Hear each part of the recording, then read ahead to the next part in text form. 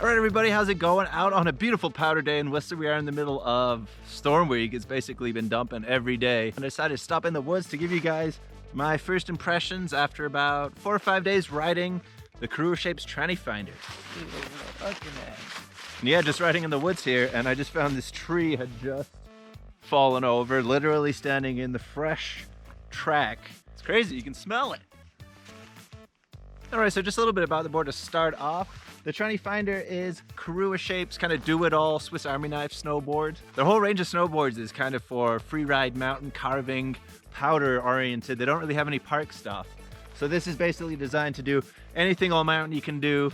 Powder in almost all but the deepest of conditions, great in the trees, and just really good at most everything. Comes in 2 sizes, the 154 and the 157. This is the 157, and it has Korua Shapes coloring, which all of their lineup has the white on the top and the red on the back.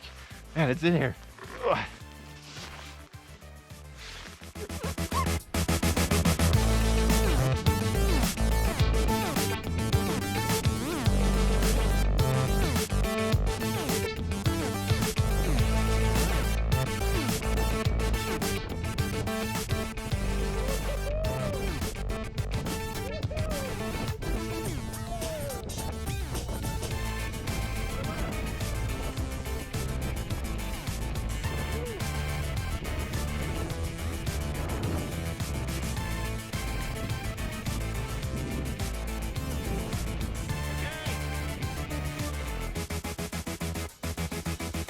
So for sure, the first thing that you notice when looking at the snowboard is this ginormous nose on the front. It is absolutely massive, super wide, super long. It's actually 324 millimeters wide on the 157 and has a 31 millimeter taper. And the taper is how much narrower it gets towards the tail. So you got a ton of area in the nose just to help keep it floated. You also have a setback, which means that the bindings are set back towards the tail, which naturally means it's going to float.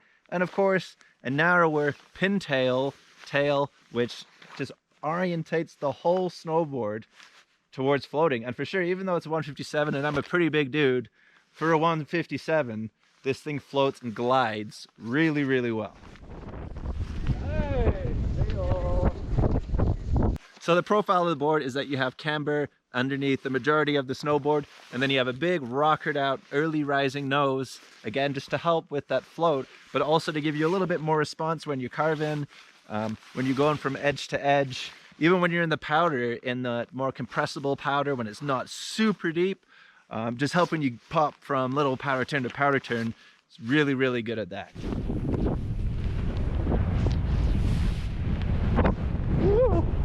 Whoa! Woo-hoo-hoo! Yeah! And with turning, this board does turn pretty easily. I found it's actually quite quick going edge to edge, quite snappy, quite poppy, getting it over from one side to the other. Yeah, even despite the fact it's got a big nose, it is a wide board. The waist width on the 157 is 269 millimeters. So it's great if you want to carve because you're not going to get any real overhang on your toes and your heels, at least I don't. But to compensate for that wide board, that wide nose, or the wide waist width, is you have that nice narrow pintail shape, and that really does help getting from edge to edge. And I don't really have any issue getting from edge to edge. It does feel stable, poppy, controlled, and it's good for getting a rhythm. It's good to have that camber in it, I find. Kind of reverting back towards more camber, and I'm really enjoying having the camber in there for that pop, for that yeah, that energy release through the turns, that stability when going off of jumps and landings. I'm really liking it, and I don't find it does actually give up too much with the float, because you have that early rise rocker. You just have a great base, you have a great shape for the float. So even though it does have that camber in it, which would kind of detract from the float, I find that everything else just keeps the floatability just cruising.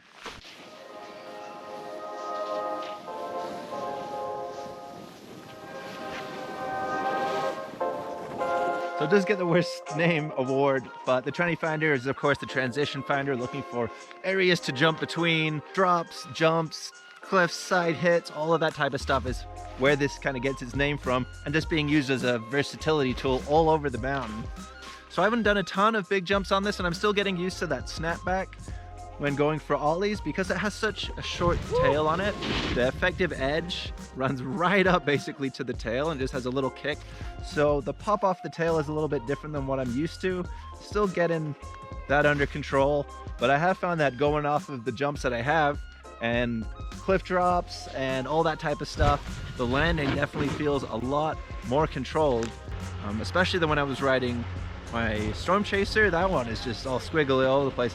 The other board that I was riding a lot, the Travis Rice, is actually have a really solid tail for landing, and I do find it is leaning more towards that, getting a lot more confidence in landing on the tail, and I think it's just getting used to the style of landing on this type of board exactly, as opposed to my other boards. And once I get used to that, it's really going to start to, I'm going to start to take off.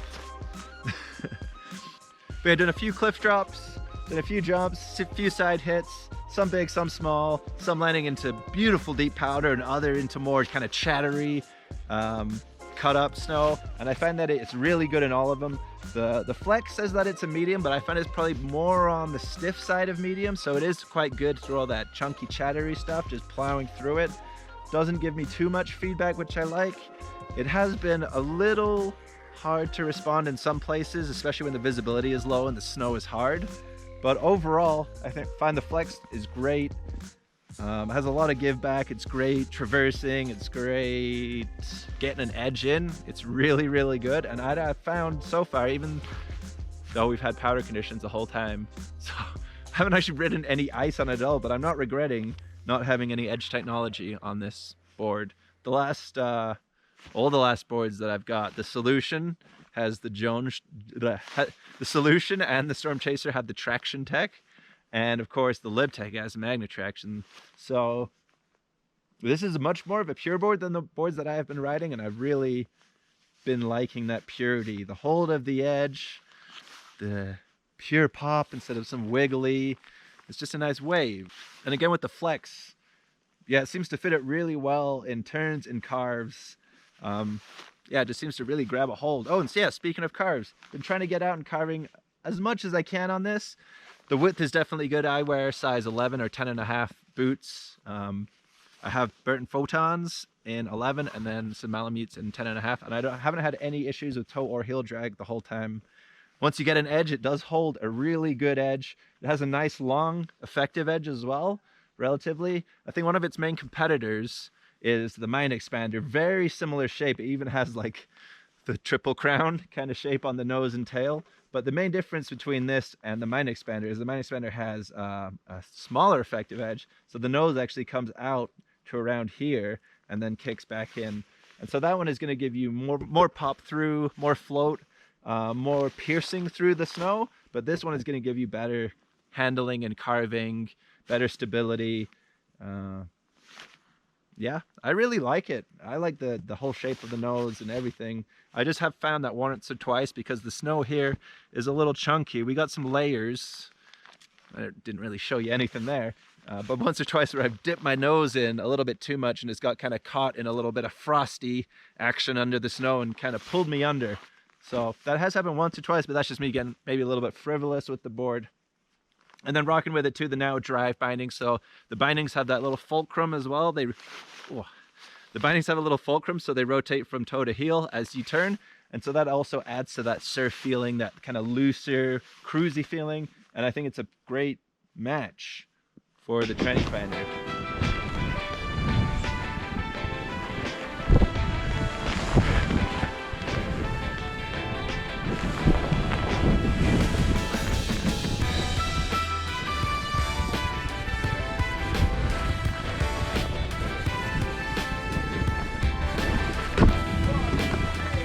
Like the two boards I was riding before. So the Storm Chaser is a bit too cruisy, doesn't have a tail, is not good in kind of these jangly conditions, more for those open bowl areas. The Travis Rice is good, but it doesn't have the float in this type of terrain. So in terms of the board that I was looking for personally, which is a board that is going to handle crazy deep powder, a board that is going to handle trees, also steeps, that's going to blend in with the snow, that was a bonus.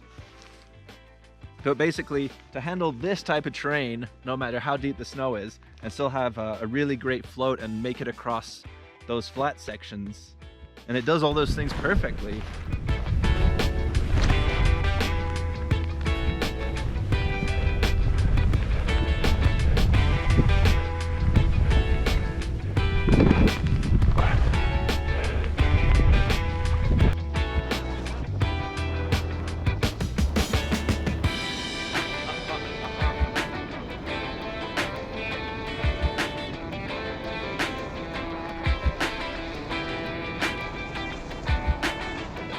The base on this thing is dynamite. It is so fast. You can tell, like, good quality base. You can just tell getting on it. It just rides fast.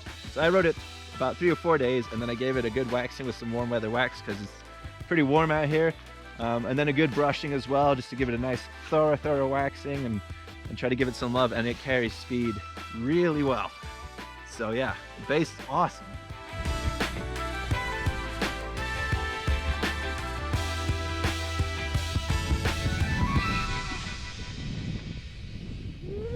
Yeah! Woohoo!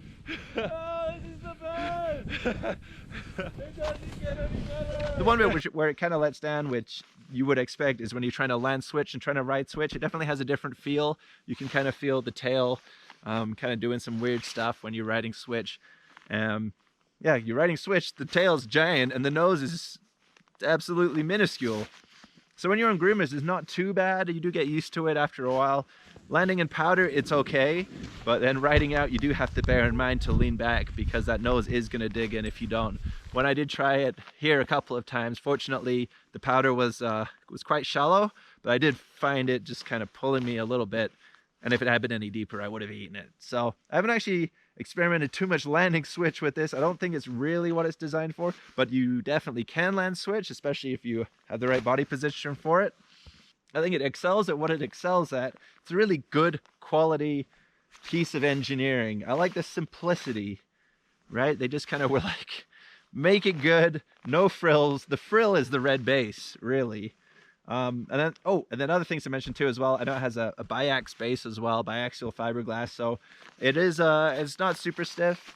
And then I can't remember what they said on the top, but it has some kind of weird thing written in. Poplar, it's got a light poplar core. Doesn't feel exceptionally light. Doesn't feel heavy either, but it is quite a large surface area as well. So I guess for the size, feels like a good weight. And yeah, it just feels like a really solid all-round board. Well, cool. It'd be good to hear from you guys. If you've ridden this board, what you think of it. Positives, negatives, anything that I might have missed when laying it out to you. And if you ride any other Korua Shapes boards, because I meet a lot of people riding Korua Shapes, not necessarily this one, but everyone I meet loves them. Loves them. I don't know, it's a cult of Korua out there or something. And I think I'm in it. It's pretty sweet. Awesome. Well, I'm really excited to take this thing out and start to see what it can do more off it drops. And yeah, try to push it in that. But the visibility has been a little bit funky at the moment, and terrain is a little bit limited. So we're kind of stuck in the mid-mountain trees at the moment. It's pretty sweet, but hopefully tomorrow the alpine should be opening and it's gonna be so much snow. It's gonna be killer. Cool. If you guys are our first time watching and you did enjoy this video, then please subscribe or think about subscribing. Hit the like button and then share this as well with all your friends. That really does help, especially as a small channel. Just on my up and up. Yeah, really appreciate all the help. All the best, everybody, in 2021. Hope you get a ride soon. And yeah, think about getting the Korua Shapes. So sleek. So nice. So good. So nice.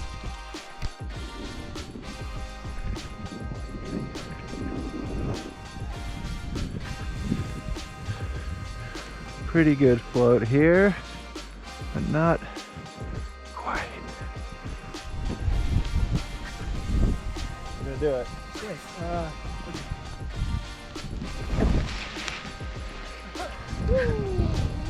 Sorry.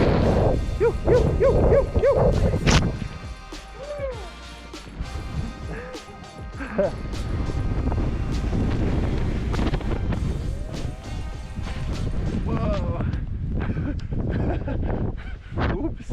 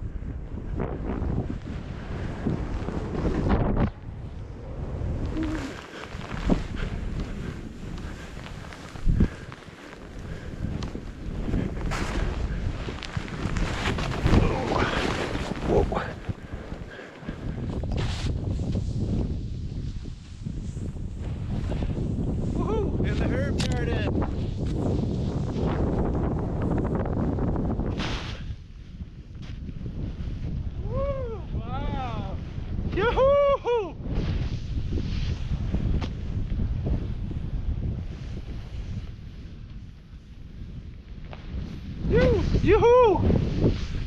Whoop, whoop, whoop, whoop, whoop!